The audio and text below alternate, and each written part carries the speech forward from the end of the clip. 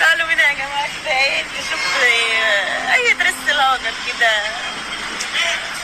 وفي مشوار تاني على فكره، يعني بابا وماما جايين عشان في مشوار تاني بس مش هقول لكم عليه، هتعرفوا بقى ايه على قناه خليكي معايا باذن الله. يعني ده اول فستان هاجر تقيسه، ده اول اوبشن، بس طبعا هيبقى تحته طب بقى. هيبقى طب اللي هما بالفرنات دول. شوف خليك واقفة علشان بس اعرف اوريهولك. طبعا البنطلون ده مش هيبقى موجود. استني هقيسه قصير قوي من قدام مش هتقسيه، لكن ده هيتلبس تحته طب. شايفين شكله من ورا؟ دوري كده يا هاجر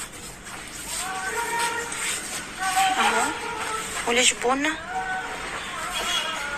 الطب يا جماعة هيبقى مثلا كده، فاهميني؟ من قدام ومن ورا اه.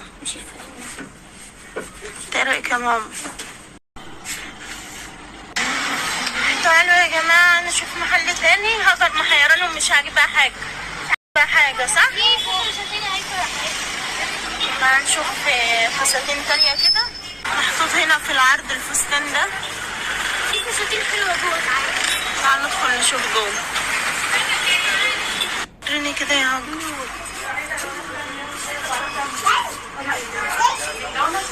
ايه رأيكم يا جماعة في ده؟ مش عارفة اللون ده معلق معاكي ليه؟ كل ما ندخل محل اللون ده معلق معاك. ايه رأيك يا ماما في ده ولا التاني؟ انا من رأيي ماما احلى حاجة قاعدة تبص عليها وخلاص. كده انا في الحل. اصل هو ده بتاع ليلى يا ماما كده سهرة وخلاص. نعم الحل ده جميل برضه عشان مش هلبس فانلة فهحتاج كبس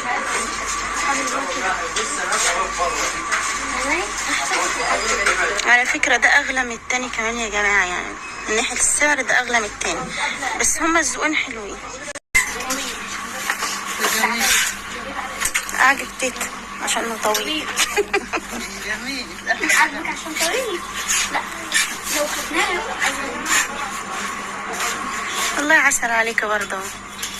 بس قريب من لا وعامل تزرق شوية. ايه ماما بتتفرج على ايه؟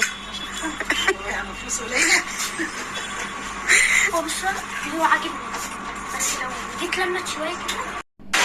وجبنا لهاجر الفستان يا جماعة عقبال كده واحدة وخلاص. وجبنا لهاجر الفستان يا جماعة عقبال فستان زفافها. يا لهوي على اللي يستاهلها. هنوريكم بقى في البيت. بس عليكي ورزقك الحلال كده يا رب كده ويخليها ليكي وتشوفيها يا رب كده زي ما انت بتتمنى يا رب. على مهلك بقى وانت ماشية. طنط رشا اللي قايله لها يا جماعة، هي مدام طنط رشا. انا بقول طنط رشا ليه؟ لا مش انا ما انا بعدل بس الكلمة. مش انا يا جماعة، انا بقول هاجر بتقول يا طنط رشا. لا هاجر شعرها بسم الله شويه كده، يعني بالظبط سنه، هناخد سنه بالظبط وهنشوف له حاجه ان شاء الله. وكمان اديتها كريم من عندها هديه، قالت لي دي مني لهاجر حمام كريم. زعلت يومها وبعدين بلاش فعلا في السن ده، بلاش في السن ده لحد ما يبقى البنوته عندها 15 16 سنه.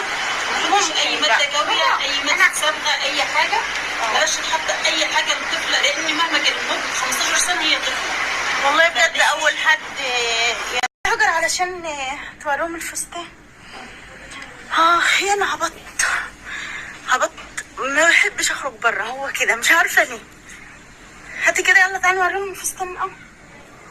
ذوقه حلو وخامته حلوه على راي ماما. بقول لها يا ماما هو قطعت ورقته ب1000. ده ب1000 جنيه. الرصاص الاولاني كان ب500. الرصاص الاولاني كان ب500. اما نجيب الكب والابيض كان ب1000 جنيه برضه. المهم يا جماعه رحت لمدام رشا وايه قالت لي ان شاء الله هستشور شعر هاجر كده وعملوا لها بيبيليز.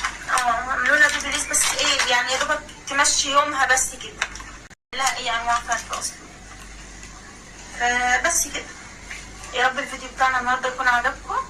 متنسوش اللايك والاشتراك والكومنت.